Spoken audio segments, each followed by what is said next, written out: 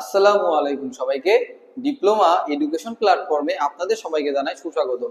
Mission 1 to 100 ক্লাসে আজকে 5 নম্বর ক্লাসে আপনাদের সবাইকে জানাই সুস্বাগত। আমরা গত ক্লাসে রুলস 3 এর আমরা শিখছি রাইট ফর্মস অফ ভার্ব। আমরা গত ক্লাসে রুলস 3 এর এ নং রুলসটা দেখছিলাম। আজকে আমরা রুলস 3 এর বি নং রুলসটা দেখব। দেখেন এখানে কি লিখছি, first, second, third, 3 time, 5 time, twice, thrice, এইভাবে যদি কতবার বা কততম এই বিষয়ে কিছু একটা নির্দেশ করে তাহলে সেটা কি হবে, প্রেজেন্ট পারফেক্ট টেন্স হবে। কি হবে, present perfect tense. First, second, third, 3 time, 5 time, মানে আমি তার সাথে 5 বার দেখা করছি, ঠিক আছে।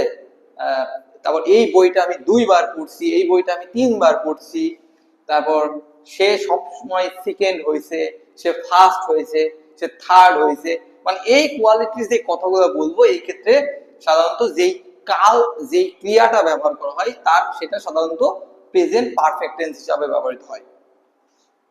আর এবার দেখি কয়েকটা উদাহরণ দিই। আর প্রেজেন্ট পারফেক্ট টেন্স থাকলে ভার্বের কত নম্বর রূপ ব্যবহৃত হয়? ভার্বের 3 নম্বর রূপ ব্যবহৃত হয়, অর্থাৎ ভার্ব 3 বা past participle form, past participle form ব্যবহৃত হয়। ঠিক আছে, চলেন আমরা উদাহরণগুলো সলভ করি। আই সি হিম 3 টাইমস, ঠিক আছে, আমি তাকে 3 বার দেখেছি। তাহলে এটাকে যদি আমরা এই সূত্র অনুযায়ী করি, দেখেন এখানে কি আছে, 3 টাইমস, কি আছে, এই যে 3 টাইম যদি থাকে তখন এই সেন্টেন্সটা কোন টেন্স হবে, প্রেজেন্ট পারফেক্ট টেন্স হবে। তাহলে এটাকে যদি আমরা সলভ করি তাহলে I have seen him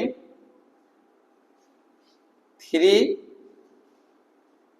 times, এই যে এই সিটা এখানে কি হয়ে গেছে, সিটা এখানে সিন হয়ে গেছে, যেটা হলো ভার্ব 3।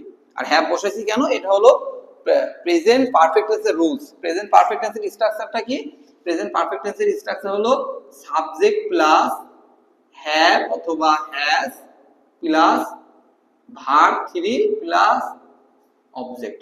এটা হলো প্রেজেন্ট পারফেক্ট টেন্সের স্ট্রাকচার। তো সেই স্ট্রাকচার অনুযায়ী এটা আমরা সলভ করছি। I have seen him 3 Times. এখানে হ্যাভটা কেন বসলো হ্যাজ না হয়ে, সেটা যখন আমরা পারফর্ম করাবো তখন আপনারা খুব ভালোভাবে শিখতে পারবেন। এখন আপাতত জেনে রাখেন হ্যাভ আই এর সাথে হ্যাভ বসে। 2 নম্বরটা দেখি, this is the first time I eat sushi.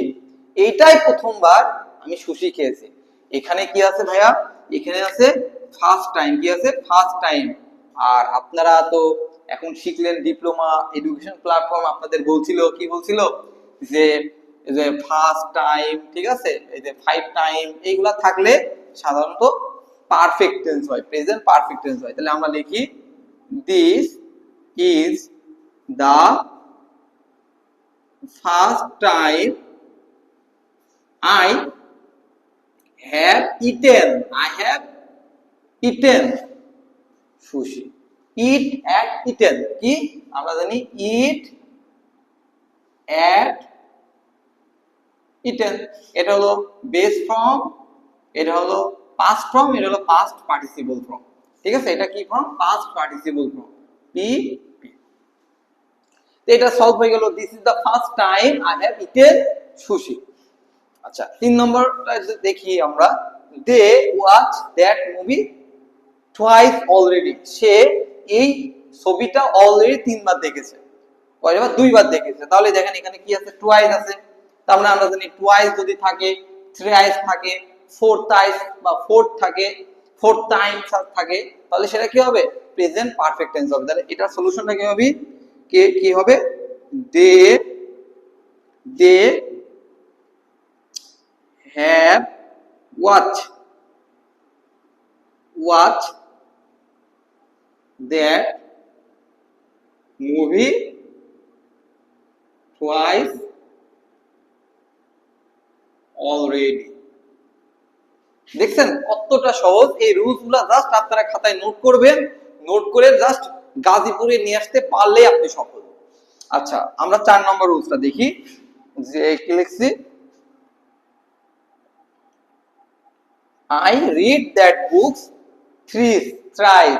It's my favorite. আমি এই বইটা 3 বার পড়ছি, তাহলে এটাও একইভাবে হবে I have read that books thrice.